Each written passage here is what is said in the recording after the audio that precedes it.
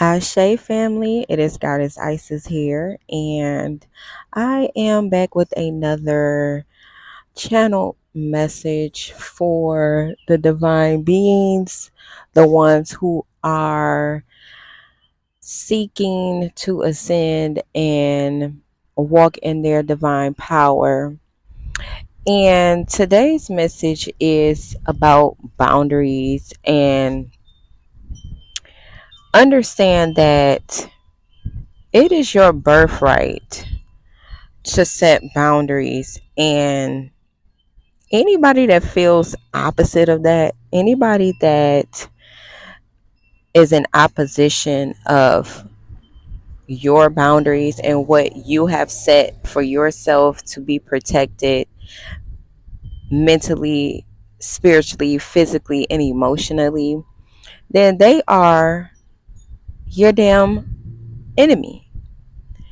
And anytime a person gets upset because you decide to set a boundary, by it could be,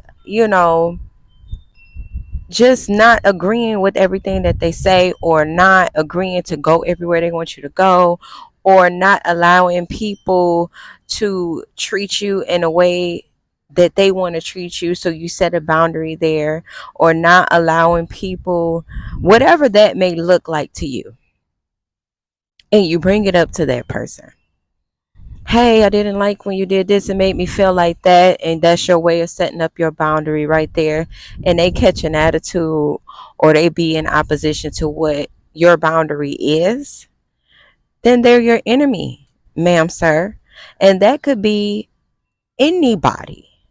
Because a lot of times our own parents be the main ones trying to tear down our boundaries and treat us like shit anyway. So when I say titles doesn't matter, it doesn't matter. You have to stand 10 toes down about you and feel good while doing it. And if they respect you enough, they will stick around and respect you and your boundaries if they love you enough. Setting boundaries allow us the opportunity to see who truly loves us and who's truly an enemy. Because me protecting myself shouldn't upset you in any way, shape, or form. I want people around me who have boundaries. I don't want to be able to walk all over people around me. I respect me enough to respect you and your boundaries. And I don't want anybody around me who feel like they can walk all over me, and I have to appease to them, and I have to people please them, because we're stepping out of that energy. We're no longer people pleasing. And no longer people pleasing requires heavy concrete boundaries. And you will see, once you do that, you will lose so many people, but anybody worth keeping will stick around. Evidently, they was never for you to begin with. Me setting boundaries has caused me to go no contact with my family and cut off friends, because I realized that the relationships was only surviving off of my lack of having boundaries. The relationships were surviving off of me people pleasing. The relationships were surviving off of me giving away my self respect and my self love to appease other people.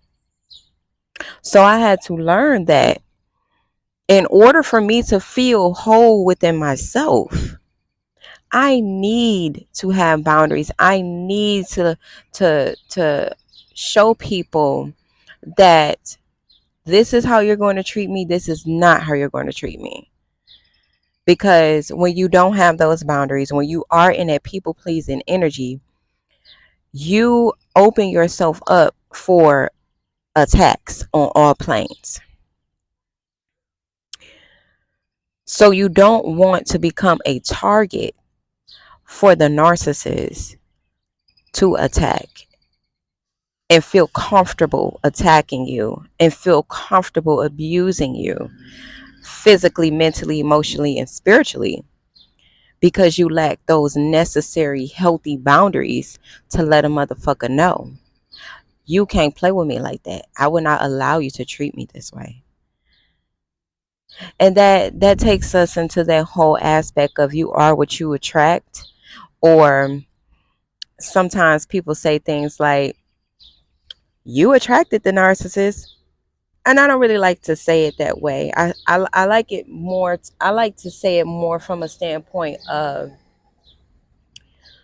something within you was lacking. And the narcissist knew what that was and how to come in and attack. So it's not that you deserve to be abused by the narc or these wicked entities, these forces of wickedness and deception. It's not that you deserved it. Nobody deserves to be abused. You didn't, oh, excuse me, you didn't attract the narcissist. Who wants to attract a narcissist? However, you were targeted by the narcissist because something within you was lacking.